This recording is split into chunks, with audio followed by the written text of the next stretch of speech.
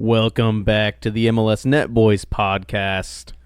I'm your host, co-host, co-founder, Chase, here with my good friend Jacob. How are you doing on this fine, sunny afternoon? It's a great day, man. It's a great day to do the pod. Happy Easter, happy spring break. Busy week last week, but good times. Kind of ease off a little bit now into the flow of spring, hopefully. Yeah, this guy took the road trip up to BC Place in Vancouver. We'll get into that. Terrible. Terrible trip. Hated every second of it. I don't mean that. Went up there with my girlfriend for her anniversary, so I probably shouldn't say that. Oh, man. Good times. Good times, yeah. It's just another classic week of MLS. This guy, Chase, I respect. He put on his social media story. It was a picture. It was a comparison of two different philosophies of watching the sport we love. On one hand, it was what boys will be watching, and it was Arsenal v Man City, and then it said what men will be watching. And it was Atlanta United taking on your Chicago Fire, the men in red. And honestly, the Atlanta-Chicago game was probably the better game. Yeah, the Man City-Arsenal game was a stinker. You got one shot on target for Man City, just against a low-block Arsenal team. Hey, those are the two best teams in the Prem, man. Gotta love it. Not your beloved Liverpool? Nope. Yeah. Weird week of MLS, but, we're just going to dive right in. We're just going to not waste anybody's time. We're not going to talk about Darren Maddox. We're not going to... Just a 10-minute episode. Philadelphia 2-0. Colorado 3-2. Just go down the list like that. Yeah, I mean, we got Champions League rounding out next week, which is going to be interesting. But we're just going to do some classic jolly old MLS games. We had Philadelphia hosting, which was a red-hot Minnesota United, a 2-0 Philadelphia win at home. Concern, though, Andre Blake goes out with an injury. Seems to be the new norm for Andre Blake. Guy's getting pretty injury-prone for whatever reason later on in his career. But, yeah, I mean, Philly kind of seeming like they're starting to round into form here, which is good timing for them. Kind of not too late in the season.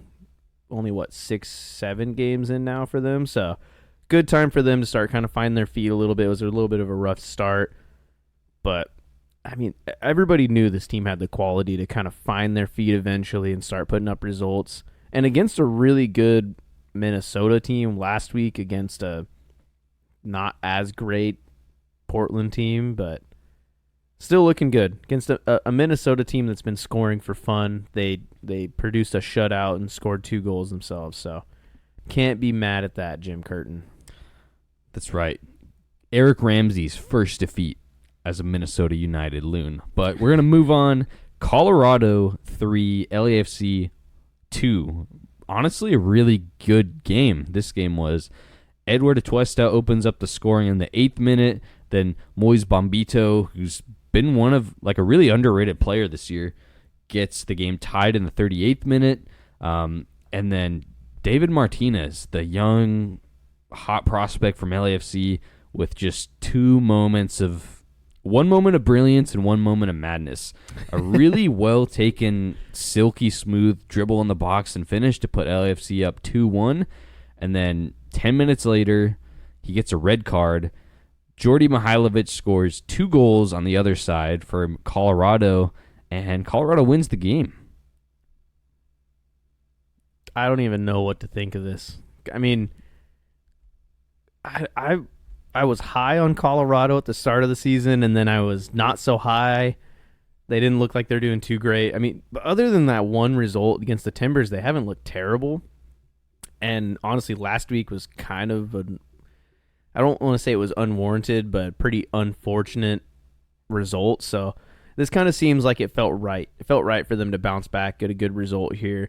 And Jordi Mihailovic starting to finally be the player that they bought him to be. Like they kind of needed him to be the main creator, be the guy that's scoring goals, at least putting up 15 goal contributions this season. And he showed up for this game. Definitely showed up when they really needed him against a top team in the West. I mean, not right now, but quality-wise. Yeah, I agree. It feels like it hasn't like clicked with Mihailovic yet, but this is what you want to see if you're a Rapids fan.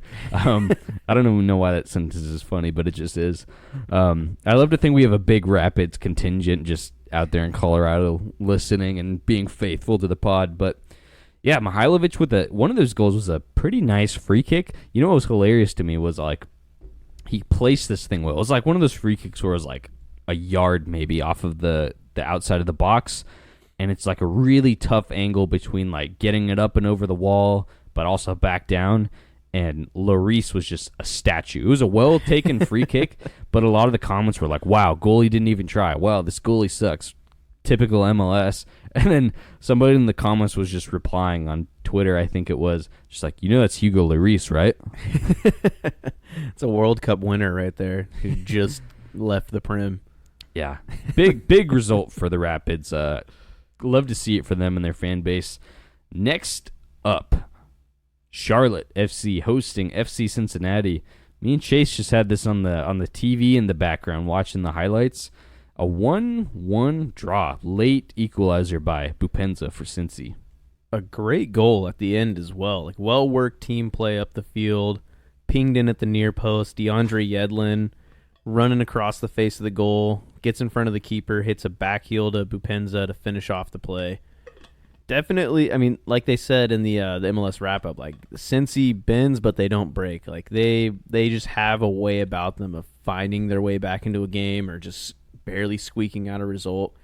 I didn't even realize this till I was starting to look at this lineup, but Charlotte with no DPs on the field to start, so kind of cool for them that they managed to pull out a result and they were in control of the game for a good portion of it. I mean, they had a lot of good chances, just couldn't put them away.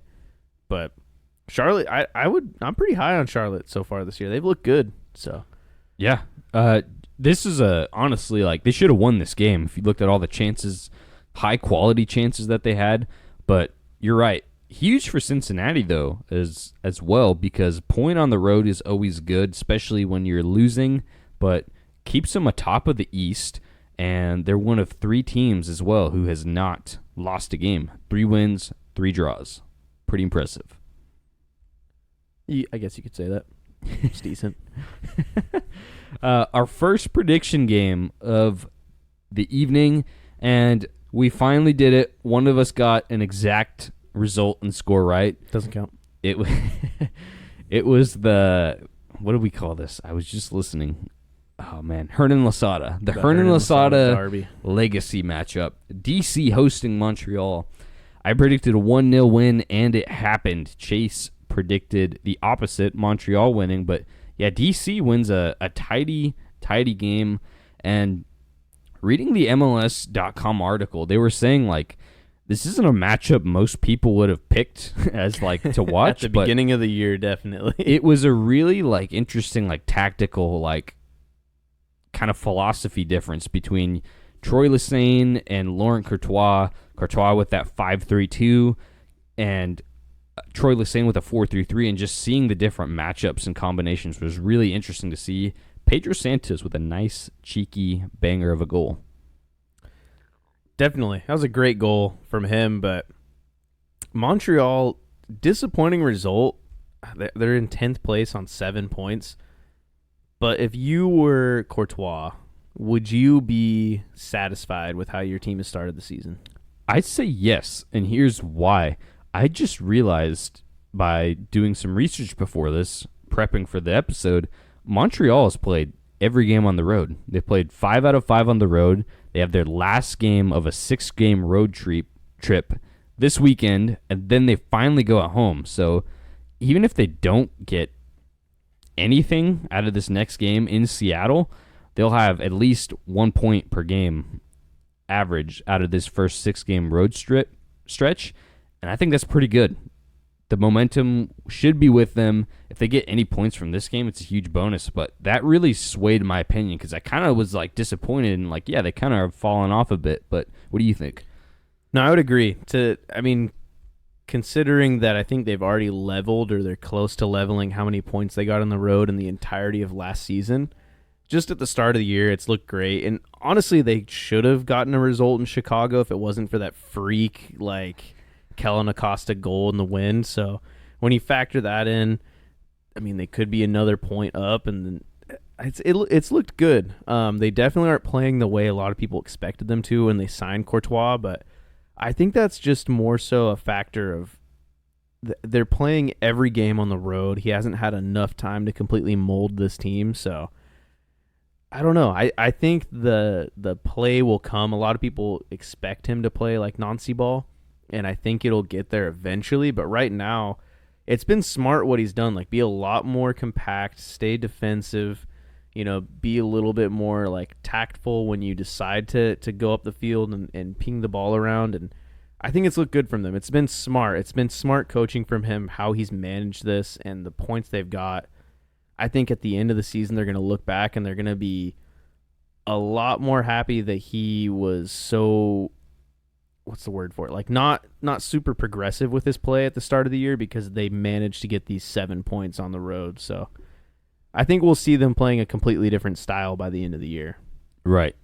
Yeah, that's really, really important to note. Yeah, changing that philosophy, that tactical setup from last season with a lot of new players is not just a one-time clicks thing. So I completely agree. We're going to move on. Inter Miami hosting NYCFC. Kind of a underwhelming game, honestly. No Messi, no party once again. And Suarez puts Miami up, but NYCFC equalizes through a nice strike from Martinez. Finishes a draw. Miami's looking their lineup is just changing every week, dude. I mean, they had Sergio Busquets partnered with Ryan Saylor as a center back pairing. Never would have thought that would happen in my life, dude. It wasn't on my bingo card. Just insane. And I was listening recently, Julian Gressel on the Extra Time podcast was talking about just how difficult it's been for them to manage this stretch of games they had, because they're coming up on another 2-week stretch of a game every Saturday and Wednesday. I think they have like 5 games across 14 days, which is just insane. And I think he's one of 2 or the only player that started every single game they've played so far, including I think a couple of the preseason games as well. So they're relying pretty heavily on some young legs here, which they kind of need to, because it's just a lot of games for a lot of old men out there. But I don't know. It's kind of funny. I talked about this game last week, and I thought it was going to be interesting to see the style, and I thought it was going to be a blowout one way or the other, and it just proved to be the opposite, just a boring stinker of a game that kind of didn't live up to expectations. Like you were saying, there wasn't too much either way, like a decent amount of shots, not too many shots on target, just a bang average MLS game. And not in an MLS like cult classic way, just very forgettable game, I would say. Moving on. Also a not really great game. Another Florida team versus another New York team. Orlando City hosting New York Red Bulls. Once again, kind of disappointing for Orlando. Only a 1-1 draw at home. Lewis Morgan opens the scoring up in the 21st minute, so another goal for him. It's been a great season so far. And then New York scores an own goal, which gives Orlando the result, the point. Orlando, man, you look at the table, you got to look pretty far down to find Orlando. 6 games played, only 5 points, a single win, which was last week over Austin. Red Bulls, though, decent point. That puts them in 4th place, 1 point off of the top spot. Looking pretty darn tasty. I'm really impressed with this Red Bulls team. I was not high on them at all at the start of the year. I don't think you were either. I think we both kind of didn't expect much from them. But really impressive start for them to pull out. I mean, the results they've had have looked good. They thrashed Miami last week. Pretty unfortunate result against Columbus, but going to Texas, getting a result against Houston, result against Dallas, just solid start to the year for a team that had a lot kind of up in the air. it didn't seem like their locker room was in the best place with, Troy Lesesne leaving and so much up in the air. And then I'll be curious to see if it's going to change at all with all this news that's come out about Forsberg. I don't know if that leaks into the locker room at all or what. I mean, I don't know if we've even talked about that on the podcast or anything. I've kind of mentioned it, but I thought we did, but I could be wrong. The whole thing is just wild. It's just a wild story. Apparently, to run through it just briefly, apparently Emil Forsberg, he's played in Germany forever, gets a transfer to New York Red Bulls, and then recently his wife put an Instagram story out, and she basically said that her husband of 19 years and the father of her 2 children just transferred to New York without telling her. She didn't know he was leaving, and then just proceeded to completely ghost her and hasn't answered any of her texts or phone calls or calls from their kids or anything like that. Which is really strange because that's exactly what she said pretty much in her statement. But if you look back earlier on like her posts, she has one that's like excited to be living in New York or something like that because of the move, which directly contradicts what her new post is. But it seems like what somebody was clarifying, or maybe it was her, what she meant was that since he moved, because a lot of times it takes time for the family to move and be up to speed and actually make the jump over, he hasn't like contacted them. He's kind of like ghosted them. Maybe, I don't know, maybe he's just locked in because of the MLS season. I have no idea what to think because of this. It's very strange. Man did seem pretty locked in when he scored that penalty and just freaked out like in their recent game. Hey, he's bought into Major League Soccer. Gotta respect it. Do not respect you ghosting your wife if that's actually what you're doing. Yeah, that's messed up. That's kind of messed up.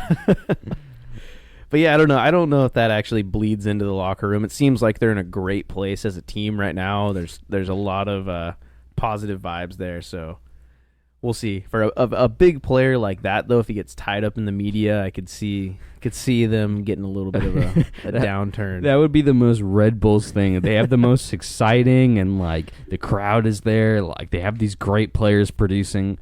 Like this would be the not classic scandal because this has never happened before, but like something like this, of course, would happen to the Red Bulls. We're gonna move on. Toronto FC hosting Sporting Kansas City. Kansas City, man, with a big result on the road.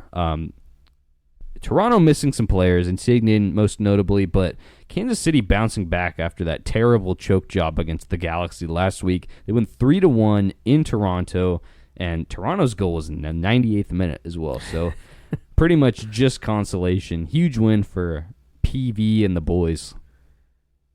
Yeah, huge win for them to bounce back, but Toronto, I said this last week, I thought there was going to be a little bit of a slowdown in their momentum losing Insigne. I think they're still like in a really good place, but that guy was kind of the main guy for them. Like when Herdman came into that team, he built like their whole team morale around Insigne, like getting him turned around and bought in on the team.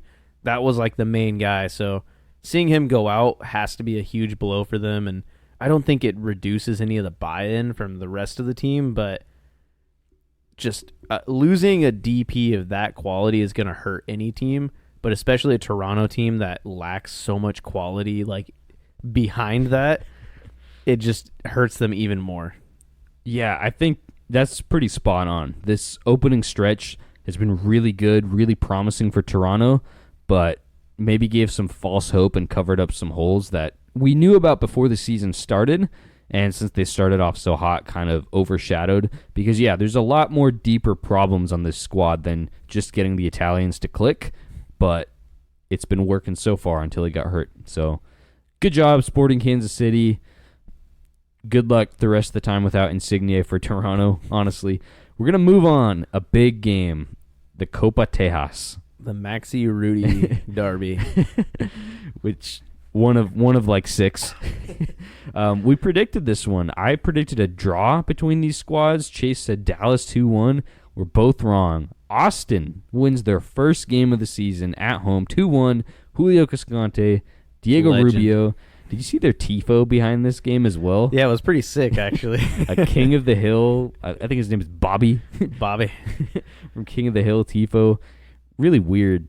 Really, It was a very obscure reference, but very on brand for like a Texas team because King of the Hill is like a Texan kind of right. like show.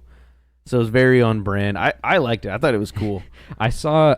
I want to say it was the radio broadcast. Somebody posted this on Reddit, and it was like the radio calling of the game because on season pass it shows you like the local crew, so they can be biased. It's a little bit more of an authentic experience, and the guy was just unhinged. He was just like Austin scoring and kicking Dallas right in the Friscoes, and then he like quoted like a King of the Hill like scene. It was just wild. I encourage anybody to just look this up because it was really weird. You don't really see this in more professional commentary, I would say.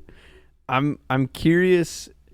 I appreciate these kind of tifos, like the more like silly, kind of like funny ones, more than like the overly serious ones. Like what where do you land on that? Yeah, I know what you mean. Like the ones that try like overtly to intimidate the opposition, but it just ends up being like, oh well. Yeah, I agree. I like when they tap into like the something that makes sense from their area, right? When you see them doing something about Dallas or about Texas, sorry, or when you see like a Canadian team leaning into like the heritage of Canada or, you know, Florida, same thing. Like I like when teams are more personal with their tifo rather than just, I don't know why I'm thinking of them, but the only one I can think of is LAFC when they have just like a Star Wars or like a Dragon Ball tifo. It's like, yeah, that's kind of cool. Like it's pop culture, it's relevant, but like this takes more like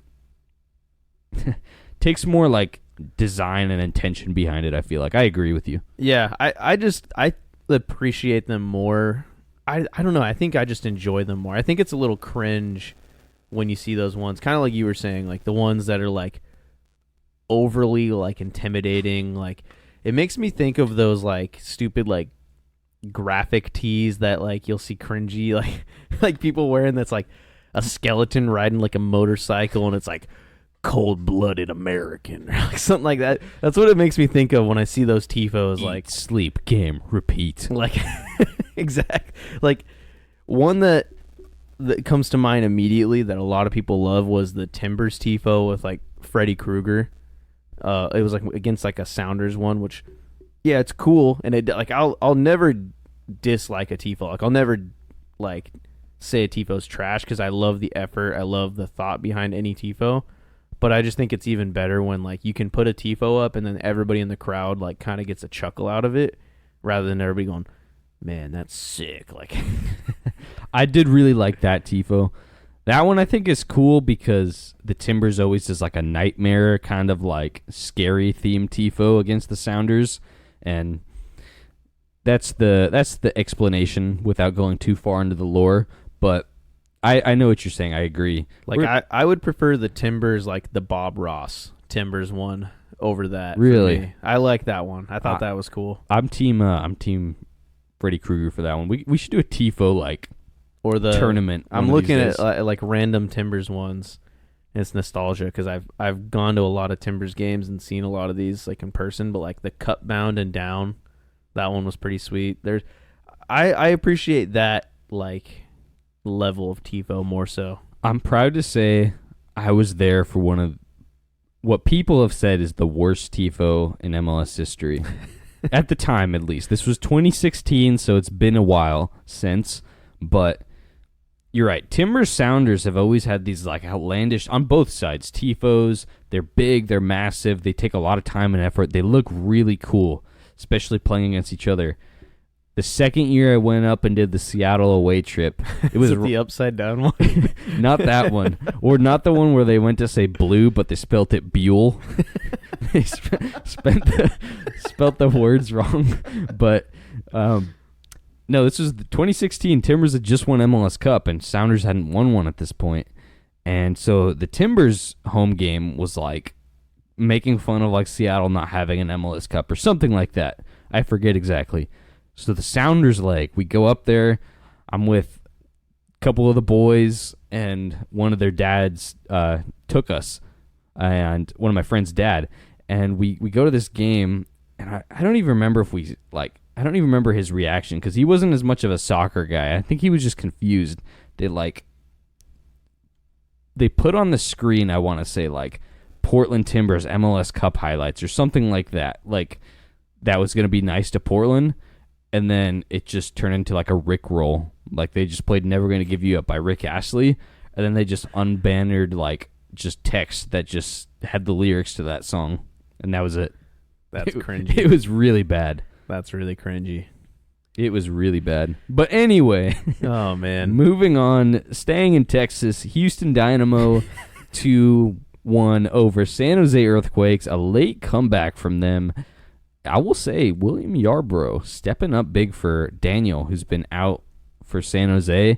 He had a great game, and his team kind of let him down. San Jose scored in the first minute. Then they got a red card in the 34th minute from our boy Preston Judd.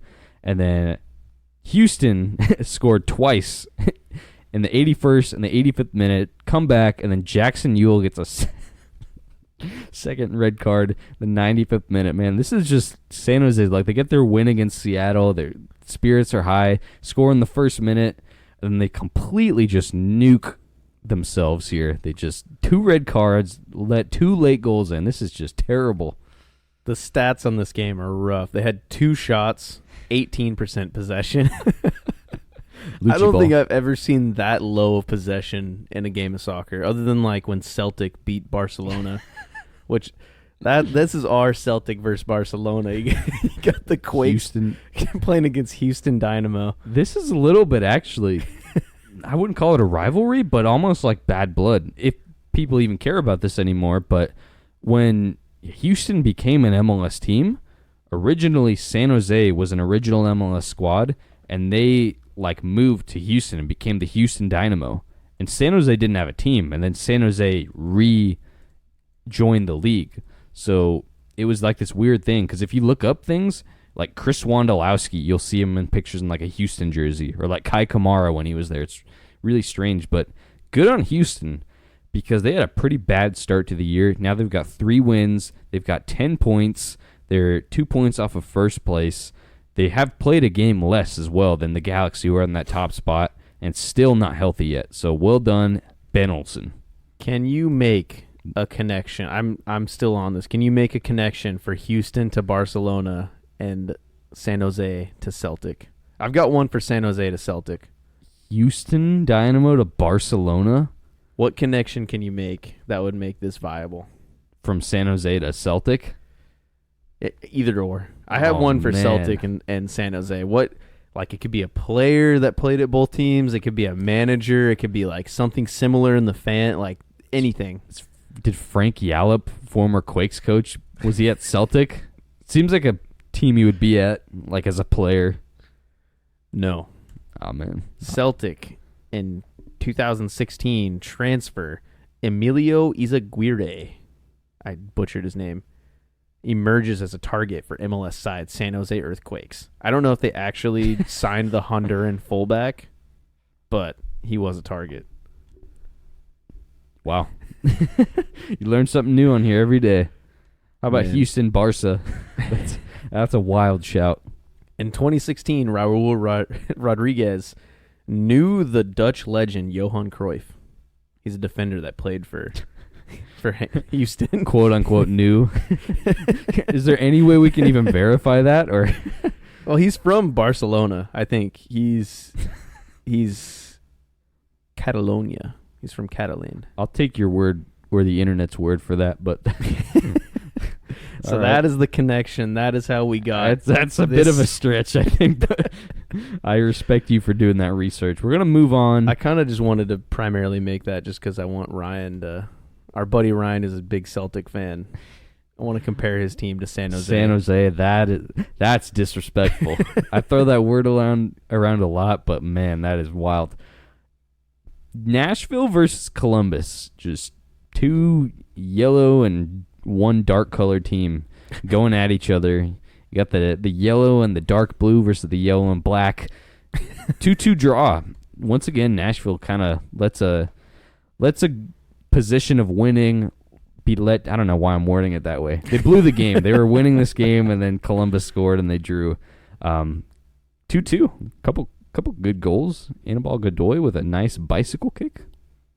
2 late goals in the first half for Nashville. 48th minute and like 53rd minute if you count stoppage time, which is kind of crazy. And then, yeah, just typical Nashville. Just give possession away to the other team and just wait for them to score. just the Gary just brutal. Smith way. Yeah, not much else to say about that, honestly. One thing I will say, actually, I lied there. Anibal Godoy scored this crazy goal. MLS posted it. You know how, like, when 433, this Instagram account posts, like, a picture or a clip from, like, the Turkish league, and all the comments are just flooded from, like, Turkish fans? Mm-hmm. It was, like, on a smaller scale of Panamanian fans going crazy on the MLS post. There were so many Panamanian flags and, like, people, like, commenting. You gotta love it. Gotta love it. Respect to the Panamanian Nashville Eric fans. Choupo-Moting. They kind of look like... I was going to say, he kind of looks like Choupo-Moting. He looks like somebody tried to make Choupo-Moting on, like, pro clubs. Just didn't know his number, like, you know, couldn't find the right, like, haircut exactly, but, like, it briefly resembles him. That's a great shout. This is random and completely off topic, but you reminded me of it. You remember who David Vianich is? Yeah. He played in like a charity game recently, and if anybody doesn't know him, look him up. But he like posted a picture of himself. He played as a goalie, and his hair is really long, and he has it like in 2 braids, and he has like a weird beard. And I just commented on his post like, looks like an average pro clubs player, and he liked my comment, and then just like a ton of people liked my comment after that. It was obscure. He just made me think of that. But that guy, I gotta look that up. Completely changed how he looks like since he got off Copa 90. That's wild. Anyways, man, moving on. That's a name I haven't heard in a very, very long time. So respect. RSL hosting St. Louis. Honestly, like, this is a game I would have tuned into if I was home during this time. It's kind of an interesting matchup tactically and just with 2 different like brands and styles of play. Salt Lake with a big win at home, 3-1. Chicho Arango with a hat trick. Vasilev scores in the 3rd minute for St. Louis, but ends up being just consolation. Yeah. Arango wins Player of the Week, first Western Conference player to win it, actually. Just proving his worth, proving his pedigree, proving like how effective of a player he is in this league. He's their captain as well now. Huge. RSL kind of sneaking up the table, surprisingly. They didn't have a great start to the season. I mean, they had that loss to Miami, and then they drew St. Louis. It's kind of crazy. They've already played St. Louis twice. But they drew St. Louis in St. Louis. They got that great result in the snow against LAFC and then lost to Colorado. And I think that's where a lot of people started to count out RSL a little bit, because a loss to Colorado at home will do that to you. But just kind of quietly putting together results. I don't think, like, nobody's really talking about this team as a serious threat in playoffs, but they have like a really fun and good roster build. I kind of like this team. Like, first of all, you got Zach McMath in goal, just anchoring your team down. And then you got Matty Crooks coming in, just being the pulling the strings behind it. You got Moon Boy just showing up here and there. I really like the way they've built this roster, and they've done it well. I mean, they kind of pick up this proven talent from around the league, and they get the most out of it. Yeah, and interesting too is some of these players where they're getting from, you know, abroad and not from MLS, they're taking really interesting roster approaches. Diego Luna got him from USL. Fidel Barajas, who was the 17-year-old like Mexican youth international, looked really good last week versus Vancouver. Also got him from USL. Matty Crooks they got from the championship. Like, they're not just going to like the most tapped into markets. I think USL especially is really cool to see. Kind of seeing more of a direct pipeline. But you're right. I think RSL does this sneaky thing where it's like they look really good and then they have a terrible result. So next week they're going to lose. Sounds like the Timbers.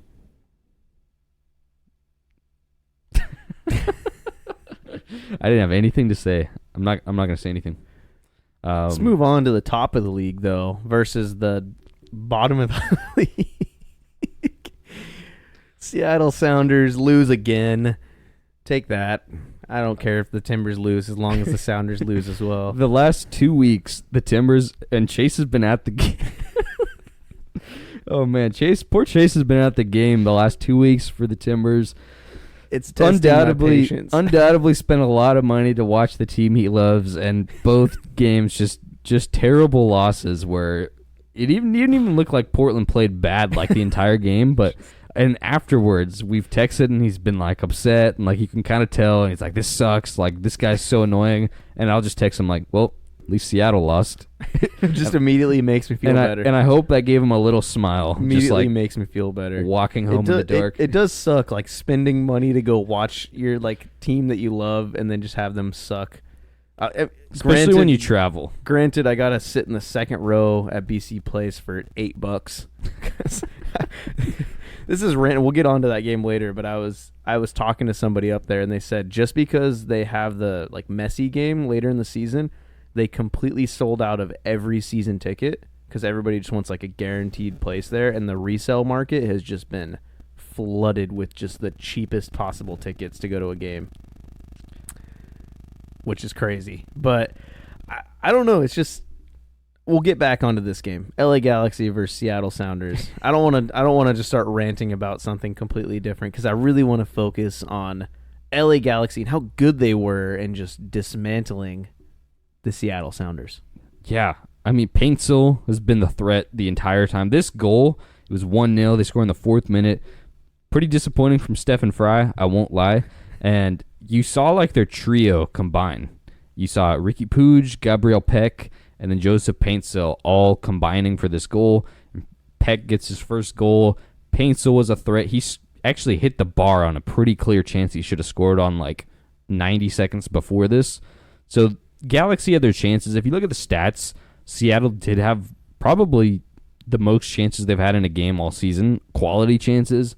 Rui Diaz missed a sitter. Morris missed a completely open in the box sitter, which he did well to create for, but man. I won at the end of the game. The 89th minute, just cut back, put on a platter, and he just shanks it like 2 yards wide. He has not looked great. And what was interesting was he did well to create that goal or that opportunity. He came on from the wing and he cut in and he took on defenders. Like that's Jordan Morris doing what he does best. They've been trying him as a number 9. It hasn't worked, but not looking good. I've seen so many Sounders fans on Twitter just like it was like the 4th minute. I checked the game and like they're already down, and just like so many fans were like, "Well, I'm already done. See you guys next week." I think it's looking better for the Sounders. I mean, the fact that they switched back to like a 4-2-3-1, it looked better. Like they definitely created a lot more. They looked more comfortable playing in that. But the fact that they and I know like Galaxy's been good, but the thing about Galaxy is like, how do I say it? Like they don't go out there with like a really in-depth like game plan. They aren't like a Cincy or like a Philadelphia, or like they aren't going out there doing anything unique, like having like wing backs invert or like do anything to like pull teams out of position in like unique ways. They're just going out there and they just like, it's just a straight up like 4-4-2 or like a 4-3-3, and it's just kind of like, it's like if you were playing FIFA and you don't put any like specific instructions on and you just rely on like the quality of your players, which is what, it's not a bad strategy with where they're at right now. Just letting like guys like Peck and Paintsel and Puig just run the show. It's working for them. So I mean, Seattle, things are looking up, but you still just got beat by a team playing a 4-4-2 with like no real like extra instructions on how they're playing. Like just kind of run up the field and do your best when you get in the final third. Yeah, and that's the most disappointing part, is they could have gotten something out of this game. On paper, it was always going to be a tough matchup this season, but looks like João Paulo's getting closer to a return, possibly joining training this week. De La Vega is getting closer, obviously day by day, but I saw something interesting on Twitter, and it's from Jeremy Ocean, the Sounders beat reporter. And he said, so the Sounders are actually in the U.S. Open Cup. They're one of the 6 or 8 MLS teams who got invited or was able to play in this with the first team. So what he was saying was between April 27th and June 1st, because the Sounders had their Philadelphia game postponed, and it just got rescheduled within this window. The Sounders have 9 league matches and potentially 2 more Open Cup matches if they win in advance. That means between April 27th and June 1st that they would play on every weekend and on every midweek opportunity for 6 straight weeks, which is the last thing this team needs that's been devastated by injuries and poor in form. Maybe they use it to turn things around, who knows? But this will probably already make or break the season. If they continue to slump, not win, not score goals, this could ruin their season already. Which is me and Chase's dream. We've been dreaming for so long of going up to Seattle, and ever since this decision day Timbers-Seattle matchup was announced, we've been dreaming, man, imagine if Seattle's out of the playoffs and Portland's already in. Then we can just go up. It doesn't even matter if Portland loses. We can just enjoy the game and know the season's done. It would be very fitting, because during the whole Gio era, this whole undefeated era in Seattle, it's been the opposite. Seattle's been the team that's been in the playoffs. They've been comfortable. Timbers need a result, and they go up there and they snag a result. It'd be very fitting if it switched. This would be the first time we lose in Seattle in forever, and Seattle's just desperate to get a point or something, and Timbers are yeah, well, we're just gonna rest our starters or something. That would be awesome. I wouldn't even mind losing that if they still missed out on playoffs, even if they won. You can dream. We can dream as Timbers fans. That would be great. We would love that. We're gonna move on back. Actually, more up north. Vancouver hosting the Timbers. Chase was there. A 3-2 win for Vancouver. We both predicted it. Chase said Portland would win. I predicted a draw.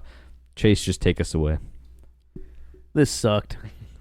It was just, we've talked about this already before this, but there's so much to say. First of all, Canadians are not nearly as polite as everybody says. I just dealt with a ton of rude people in Vancouver the whole time. A lot of annoying fans. There were some cool ones. I was in the bathroom and waiting in line, and there was one guy that was pretty cool. Said he'd been a Whitecaps season ticket holder since I think the USL days or something, which was pretty cool to meet an OG fan that's just sat through just the garbage years of being a Whitecaps fan. But just this this game was rough to watch as a Timbers fan. The first half was brutal. Phil Neville just kind of sticking with Zach McGraw, and man's just running with, like you said earlier, it looks like he's got concrete in his legs. Just Phil Neville with the suit. With a suit, which maybe that was supposed to change our luck, and it didn't help, but Zach McGraw looks like a tree coming to life, running down the field, and just he gets subbed out at halftime. The midfield, just there wasn't enough movement, and Whitecaps were definitely fired up. Vanni Sartini's first game back, the crowd was just going crazy, all 1,500 of them, and it was a fun experience. My first time in Vancouver, my first time at BC Place, but the Timbers just dug a hole for themselves in the first half. They conceded 2 goals, had one cleared off the line, a few other chances that Vancouver probably should have made more of, but didn't. They made necessary changes in the second half and then just couldn't hold on to it. It just seemed like Vancouver had a little bit more desire to win the game, honestly. That's well said. I'm going to not even acknowledge any of the actual on-field stuff. Vanni Sartini, first game back, and we talked about it. We talked about it last week, actually. Phil Neville is wearing the same green, puffer vest and, hoodie every week, the first 5 games of the season, and his sweatpants and, trainers. As soon as we brought that up on the podcast, he decides to wear, a full custom, Timbers suit. And then I look on the opposite side, and I'm watching the game with my wife, and this coach from Vancouver, Vanni Sartini, who she didn't know, he's wearing just a hooded sweatshirt that says what did it say? The Spaghetti It's like Wednesday or something? Spaghetti Sunday. What does that even mean? Is that a restaurant or I can understand like, you dress up for a game, you wear polo, you wear, a suit. All right, that's what I feel like I would do if I was a coach. You dress properly, presentable. And even the coaches who wear like a tracksuit, it's like, all right, they're comfortable, they're wearing like something like that's kind of stylish, but it's like athletic. Wearing a hooded sweatshirt for like that says spaghetti on it, just to coach your players. That's just weird, man. After like an 8-match ban For threatening to kill a ref. What a clown, dude. I would say he's my clown of the week for that, but you know who is my clown of the week? And I told you this before. Fafa Picoult. I used to like this guy until this game. I was in the second row, down in the corner. There's a little bit of controversy towards the end of the game. Jonathan Rodriguez gets pulled down in the box. Looks as though it should be a penalty. The ball gets cleared out. They're doing a VAR check, and Nathan Fagasa goes and picks up the ball. Man just got subbed on at the very end of the game to try and give us a little bit better of a shot. He's an attacking player. We need some more guys up there. Fafa Picoult just goes over and just starts just harassing him. And I just hear him just like screaming at him. You can read his lips. We're close enough we can kind of hear him, and he's just like, "You effing fool," this and that, just cussing him out. Like, you came on in the 94th minute. Like, it's like ridiculous, just going off. Fafa Picoult, you're a joke. When did he change his jersey to say Fafa instead of Picoult, too? Did you notice that? I feel like I've never noticed that before. I don't know, but I don't know. He's my clown of the week. Guy who just is like a semi-recognizable name in MLS, but what has he really won anything in MLS? Exactly. I don't think so. Exactly. I really don't think so. Granted, Nathan Fagasa hasn't either, but why would you just go clown on the one guy who just got subbed? And he was like heated for whatever reason, like really heated. Evander had to kind of break him up, which really weird. I like to see that from Evander. But he's my clown of the week. This game sucked. I drove all the way to Vancouver to watch my team lose. So I guess I should be clown of the week. Imagine you got like stuck on the border like on the way back to or like something like that. It's happened to me before. It's not fun. Did you get searched? We had to like pull over and like go into like the actual like compound there, and yeah, it was. That happened to one of my girlfriend's cousins. Really? On their way back this time, yeah. I don't want to go through the whole story right now, but I'll tell you later. This will be a party chat topic for us. Nobody else will know. Last game on Sunday, the only Sunday game on Easter Sunday, was Atlanta hosting Chicago, and the game that men watched. Not really a surprising result here. This is what Atlanta does at home. I feel like I should be more impressed, but we see this so often. Atlanta just crushes these teams at home. They win these games. They're not like a team who, when they have a home game against like a team they should be beating, it feels like a trap game. They always blow these teams out. They don't just win by one goal. They'll win 3-0, 4-0. They won 3-0. Jakub Marcus with another goal. That's all I'm going to say. They seem unstoppable against these teams that aren't at their level, like roster-wise. Like they have, it feels like when you see Atlanta match up against another team, especially when they're at home that isn't as strong, like on paper, I feel like around the rest of the league, around the rest of MLS, you'll look at these games and you'll be like, oh, anything could happen. But in Atlanta, for whatever reason, it just seems like inevitable that they're just going to smash whatever team they play against. To me, it feels like, I don't know, you're a high school coach, so you have more experience with this, but it reminds me of when I was in high school, and there's a team like when you'd be playing where you know the other team is better than you, and you're kind of hanging around in a game, but as soon as that other team gets like one goal on you, like everybody on your own team kind of gives up, and the moment's too big, and then the other team just plays circles around you. Like you're at a much lower level, it feels like.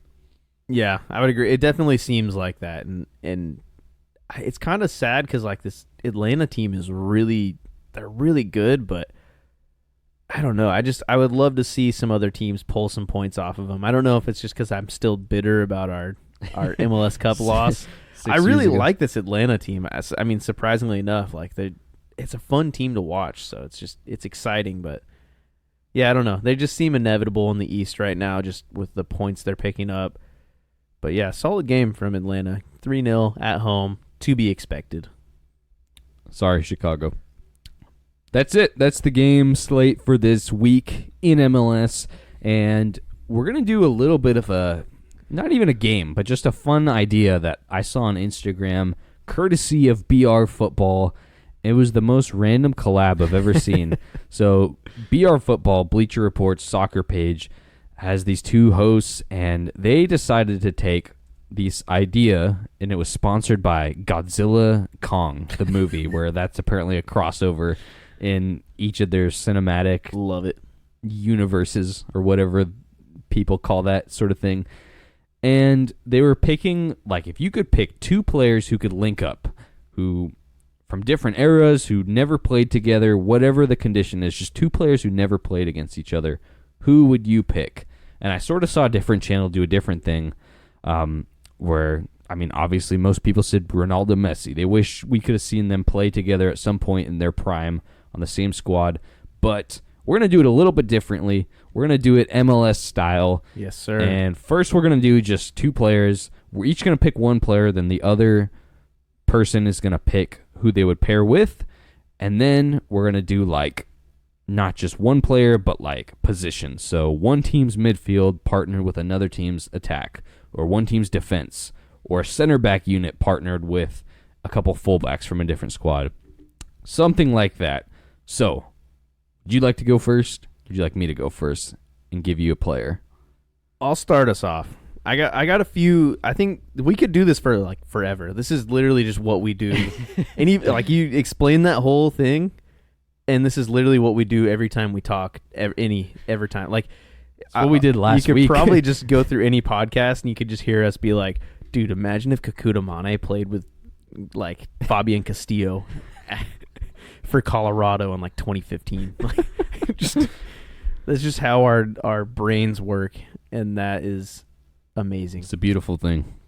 I'm going to throw a player out here that, as much as I despised watching him play against the Timbers, I loved watching him in MLS, and I think it'd be interesting to see him if he had some quality around him. I'm going with Tati Castellanos, 2018-2019, when he was at the peak of his powers. He was balling it up. He was still young. He was only like 21, 22. Who would you pair with a Tati Castellanos? It could be a winger. It could be like a cam. It could be anybody. It could be another striker. You could have two strikers playing there. But that's a good point. I mean, if you're thinking about the way Tati played, like he was just electric and like just getting through the lines and just had this kind of nose for goal, like kind of similar to like we always say like Brian Fernandez. Like he had this similar just like passion and just pure like desire to score. And just was such a hard worker for his team, led the press, ran the lines, kind of did everything that you'd want out of a young striker.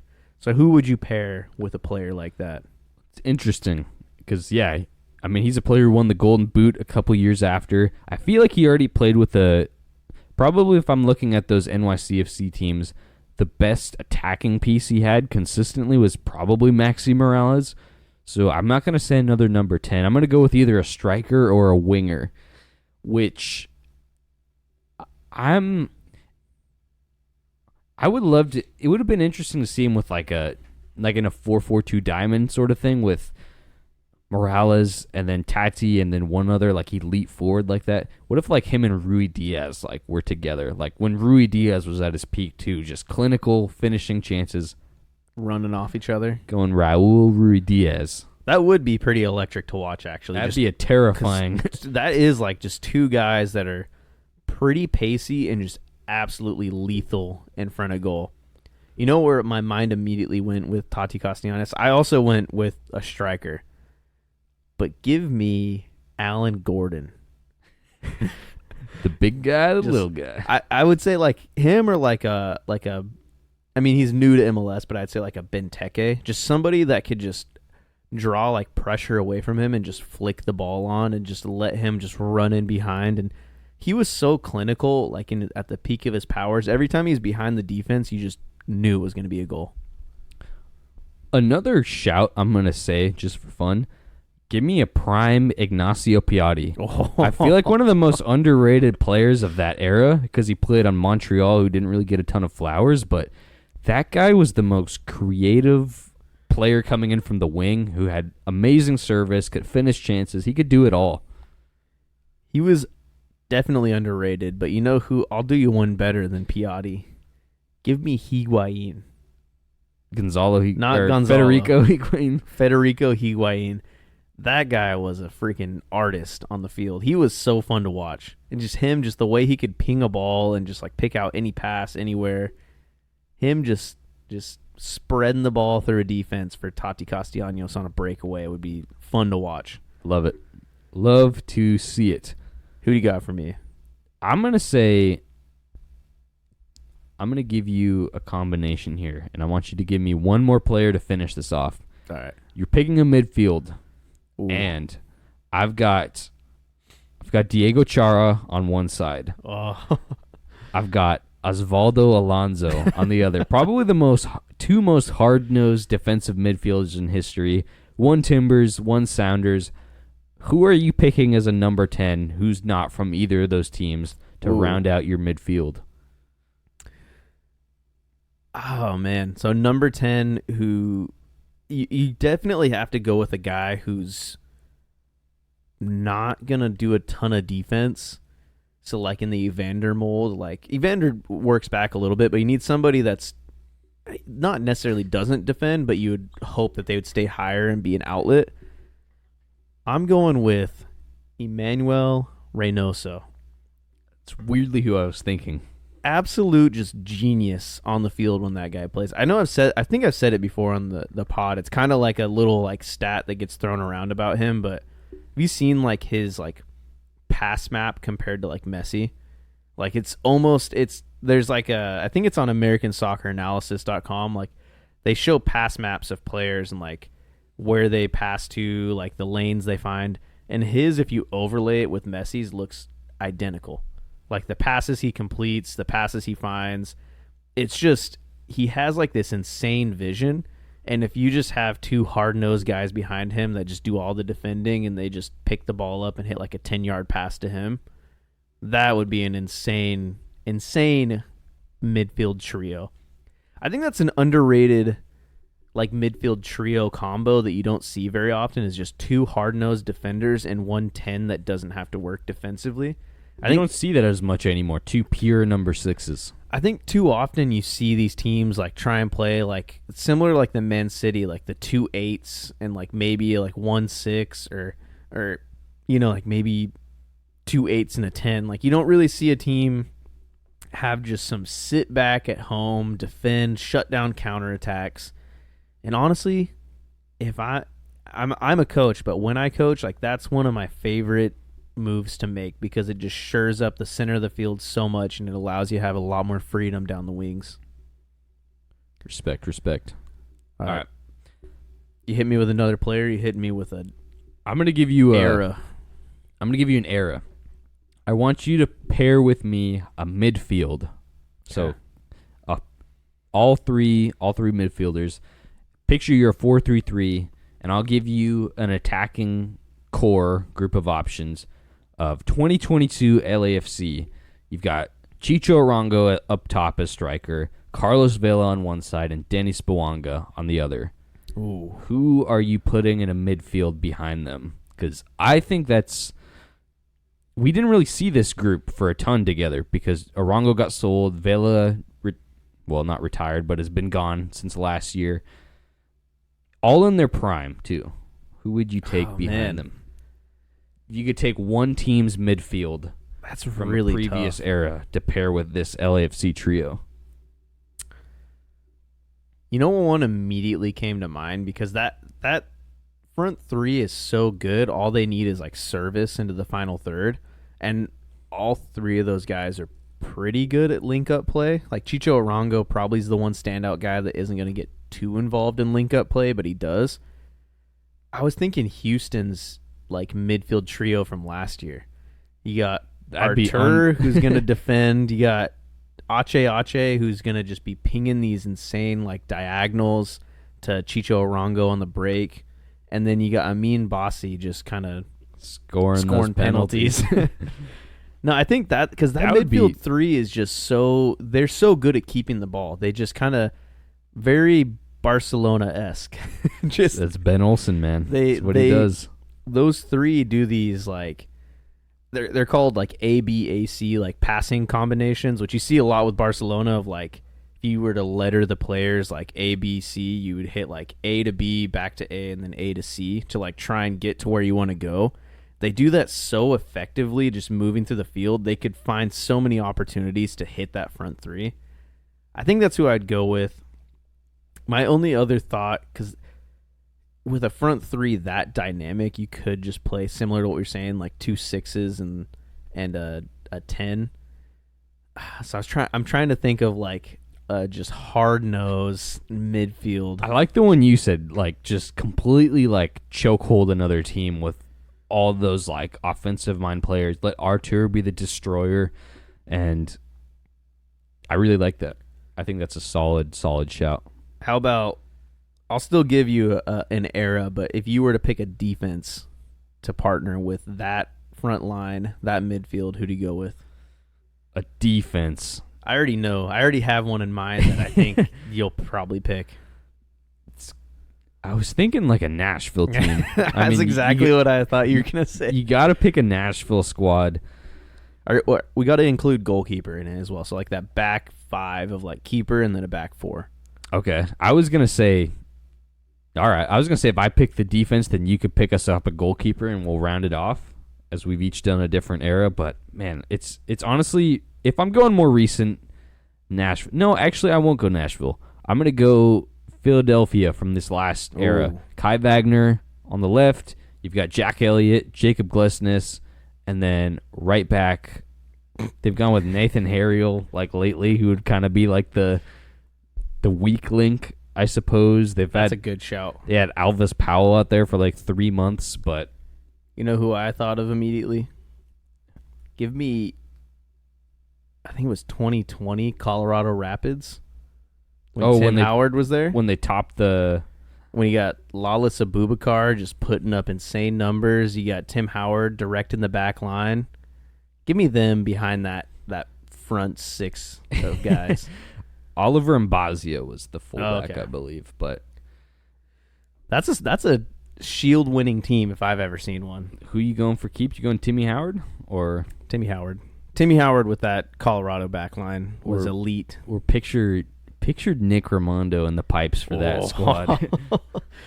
Just the only chance the other team gets is a penalty, and he just kills every opportunity. Or give me prime playoff, specifically Tim Melia. That guy goes crazy in shootouts. True. Doesn't go crazy against a bomb from Sebastian Blanco, though. Then we lost the MLS Cup. Rounding it off here. You have one. I was going to give you an era. All right, I was going to give you an era. I forgot. Yeah, go for it. This is a little different. Give me... I only remember 2 players from this team, so it's tough. Because I can't really... I need to almost like look up their roster, so I won't do it. I was going to do that like FC Dallas when they had like Fabian Castillo and Barrios. When they won the Shield? Yeah. They had Mauro Diaz. Yeah, they had Mauro Diaz up top. And okay. So it was like... I'm trying to think. I remember Castillo.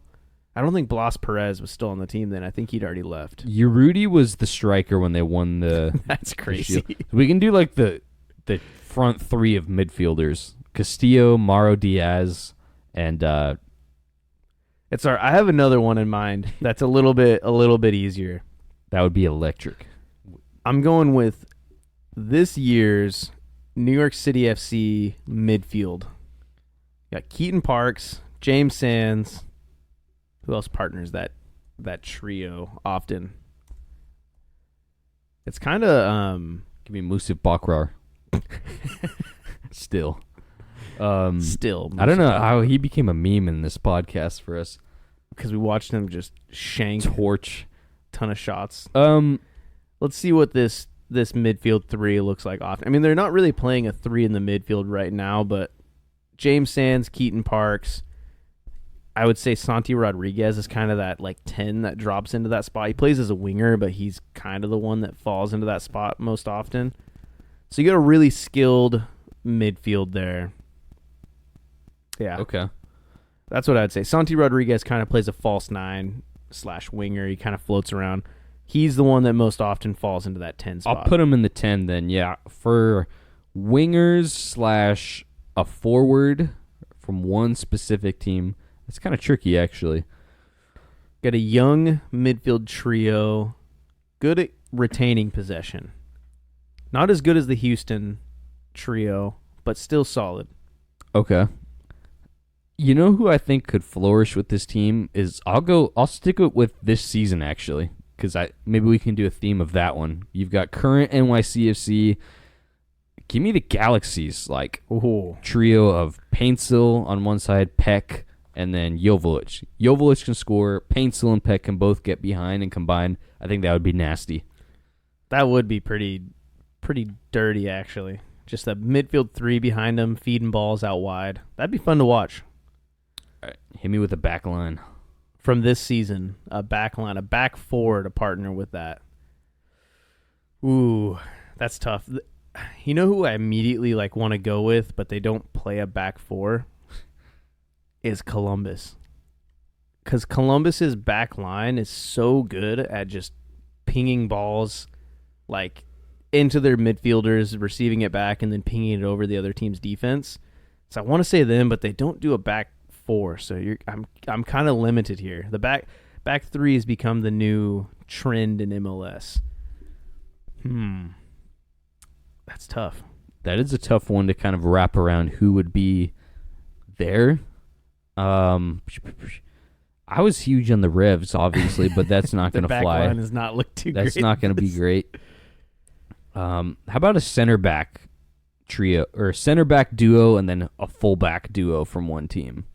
Or my favorite center back duo in the league is Jack Elliott and Jacob Glesnes. I love those two guys together. They're fun to watch. When they came to Portland, it was kind of cool seeing those guys operate together. Right. How about, man? Yeah, I don't want to say the same. And then if you go outside backs though, who do you throw into this team to make them elite?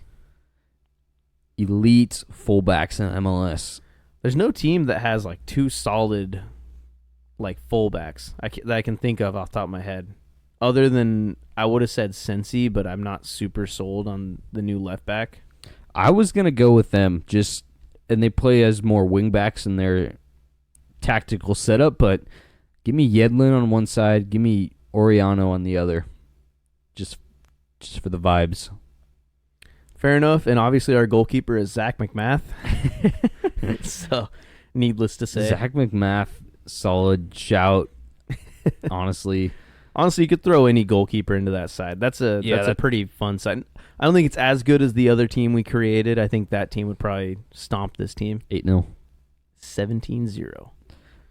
It's going to wrap it up. Thanks for doing our sponsored episode by Godzilla. How long was X Kong? We're like the shortest podcast we've ever done. We're at 37 minutes. No way. I'm just kidding. We're a little over an hour, but yeah. These episodes, we're getting better at being concise and, I think it's because we play video games. That could be it. That could very well be it. It used to be oh man, I got to get back home. My girlfriend made dinner, and we'd go for 3.5 hours. Now it's the boys are online. It's dude, our friends are waiting to play FIFA. Done. Which they never play without us. They never the boys have honor. I'll say that much. I would be fine if they played without us, but I respect the fact that it's got to wait for all the lads. You're right, because I definitely am. I'm the type of guy. I'm all right, they said they're getting on. Let's just play one. If they get on, they wait. I don't want to wait that long, but respect. We're going to wrap up with some week whatever it is, because Inter Miami messed up the calendar because they played an early game. Match day 8. Match day 8 predictions.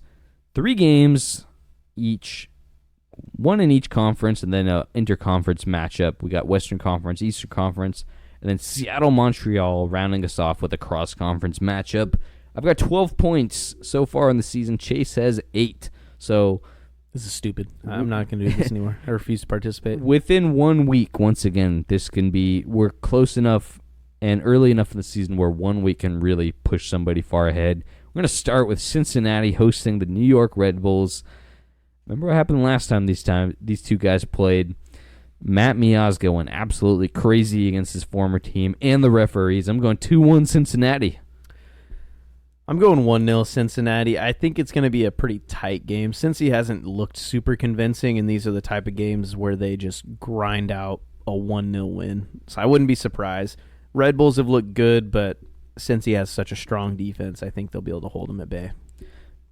Next up, El Tráfico. Really intriguing one, honestly, because this is the first one in a while where the Galaxy have been flying high, and then LAFC hasn't really been up to their usual selves. And it's at LAFC, it's at Bank of California Stadium, or BMO Stadium now, which is dumb in my opinion. But I'm going LAFC 2-1. It feels like the underdog in this rivalry, kind of like Cascadia Cup, will use a game like this, get a result, and then it gives them some momentum. So I'm going 2-1 LAFC at home. I'm going 2-1 LA Galaxy on the road. LA Galaxy's flying. They've kind of been like the forgotten team in California. Like everybody still talks about them, but LAFC's stolen the limelight. Over the Quakes? I forgot about the Quakes. Exactly. I think that proves the point right there. The forgotten LA team. That's way less impressive out of the two. Hey, credit to us. I'm going to shout ourselves out. San Jose Earthquakes were the title team on our last episode 50 of the MLS Netboy Show. We put the Quakes in the title, so an important milestone for us, and we celebrated an MLS team that matters. But I'm going LA 2-1. I think they're gonna be fired up for this game. Like Ricky Puig always gets super intense for these derby games, and I love to see it. And I think this is gonna be no different. I think he's gonna be ready to just kind of kick LAFC while they're down, and this team's flying. I think LAFC's defense isn't that great, and if you have Paintsil and Peck just bombing up the field, they're gonna kind of crumble. I can totally see that happening. I'm feeling like a Buanga, just Galaxy's having the run of play, they're having the better chances, and then Buanga's just clinical. But I can see either way. The only thing that makes me less worried about Buanga is he plays on the one good side of LA Galaxy's defense, because he plays down that left-hand side, which I know can change, but that's like the right-hand side of LA Galaxy's defense, and that's Yoshida and Yamane, who have looked good. That is true. What made me think of this is Jordan Morris, when he drifted out on the left-hand side for the Sounders against the Galaxy. They were just doing simple, give-and-go 1-2s, and just purely off of pace. Morris was just the old man, burning players, and then they didn't score. But I think Buanga will. And, hey, yeah, maybe you're right. Maybe Ricky Puig teaches Hugo Lloris a thing or two about a serious rivalry. He's in MLS. He's in the top flight of world soccer. So we'll see. I'm really excited about this one, actually. It's been a while, since I've legitimately sat down and watched an El Tráfico. Honestly, this will be a fun one to watch. This will be a good one to watch. But last up, Seattle hosting Montreal. Seattle looking for their first win. Montreal with their last game on the road after their 6-game road trip to start the season. This is a tricky one, honestly. I'm going 2-0 Montreal. I think it's the Kokoro show. I'm going 1-1. I think Montreal is going to be pretty compact. I think Seattle's going to play their 4-2-3-1 again, and they'll create some chances. But I think Montreal snags a goal on a counterattack after a Jackson Reagan just sloppy red card in the 70th minute, and they just counterattack later on in the game to tie it. Funny you say that. I was just looking through our beginning of season predictions, you picked him for Defender of the Year. Yeah, that's a rough pick. That was a rough pick. I was laughing at that and was going to roast you about it on the pod, which I guess I kind of am. But I'll tell you right now, you can roast me right now. I got Henry Kessler winning Defender of the Year from the Revs. So not shows better how much at all. we know about the league. Apparently, yeah. We do this podcast. We have no clue what's going on. Those are two guys that were kind of. I mean, I wasn't high on your Kessler pick, to be honest, because I wasn't high on the Revs, but you probably felt the same about my Seattle Reagan pick. So. Well, I think both of us, when we were doing this, we didn't want to just pick, all right, Matt Miazga. Like, we both picked Cincy players last year. We don't want to Glesnes. We don't want to pick the obvious pick. We kind of want to go a little bit more. You do a little bit of a hot take for a guy that, if he goes on a burner, is going to get the award. And I thought Jackson Reagan was just primed and ready for a breakout season. I should have known better. Should have known better in that. And on decision day of 2024, Chase is going to be on the field level seats just hucking M&M's at Jackson Reagan. But I'm going 1-1 in this game. It's going to be a Raul Ruiz-Diaz Panenka penalty, and then a Kokoro 85th minute breakaway. Just like a clean finish. Like bottom left corner finish. If I get this all correct, I'm buying a lottery ticket. If that exact scenario happens, I will get you the MLS jersey of your choice. I was just going to say give me 10 points instead of 3, but I'll take that. Anyways. That's it. That's it. These episodes are getting shorter and shorter. Not opposed to it. We need to do this on a night where we don't have, like, gaming or work, like, early the next morning. We can really just have a off-the-rails episode. Let's just pick a random night, start a Twitch account, and then just do a 24-hour live stream just talking about MLS. Just, like, post somebody else's, like, FIFA gameplay in the background so it looks like we're playing, but we're just talking MLS. I like that idea. Anyways, thank you all for listening. We'll cut it there. As always, follow us on X. Follow us on, I don't think we have anything else. YouTube. Email us, Gmail us, Hotmail us. Find us on MySpace. Somehow find one of our Instagram personal accounts and track us down. DM us. Leave us a like and a rating on whatever streaming service you're listening to this on. And as always, Preston Judd. Come on the show.